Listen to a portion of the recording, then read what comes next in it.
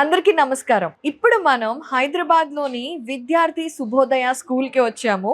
ఈ స్కూల్ వాళ్ళు మన లిపి ఎపిక్స్ యాప్ నిర్వహిస్తున్న మహాభారత క్విజ్ కాంపిటీషన్లో ఎన్రోల్ చేసుకున్నారు. సో వాళ్ళ పిల్లలకి మహాభారత రామాయణాలని మన యాప్ ద్వారా నేర్పిస్తున్నారు. మరి పిల్లలతో మాట్లాడి క్విజ్ కాంపిటీషన్ పెట్టి ఎంతమంది ఎలా పార్టిసిపేట్ చేస్తున్నారో ఇప్పుడు చూద్దాము. మరి వెళ్ళి శుభోదయ స్కూల్ స్టూడెంట్స్ ని పలకరిద్దామా? పాండవుల్లో పెద్దవాడు.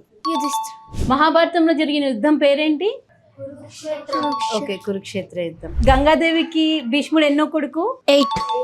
భీష్ముడి తండ్రి పేరు శాంతనుడు. పాండవుల తల్లి పేరు కుంతి. కౌరవులు ఎంతమంది? 100. కురుక్షేత్ర యుద్ధంలో కృష్ణుడు ఎవరి వైపు ఉంటాడు? కౌరవుల వైపా పాండవుల వైపా? పాండవులు ఎంతమంది? 5. శంతనుడు ఎవరి దగ్గరికి వెళ్ళి తనని పెళ్లి చేసుకోమని? గంగా. కౌరవుల తండ్రి ఎవరు? ధృతరాష్ట్ర. పంచపాండవులు ఉన్నారు కదా, వాళ్ళలో బలవంతుడు ఎవరు? ఆప్షన్స్: నకులుడు, సహదేవుడు, అర్జునుడు, భీముడు. పాండురాజుకి ఎంతమంది భార్యలు? పేర్లు? కుంతి. ఓకే. కుంతీదేవికి ఎంతమంది కొడుకులు? 3 members. అర్జున, భీమ, యుధిష్ఠిర. కౌరవులు పాండవుల గురువు. ఆప్షన్స్ చెప్తాను: వ్యాసుడు, ద్రోణాచార్యుడు, ద్రోణాచార్య. ఓకే. పాండవుల తండ్రి? పాండురాజు. కర్ణుడు ఎవరి కొడుకు? Options: Gandhari, Kuntidevi, Draupadi, Subhadra. Kuntidevi is the right answer. Nakula సహదేవుల తల్లి పేరు? కుంతి, మాద్రి, గాంధారి, ద్రౌపది.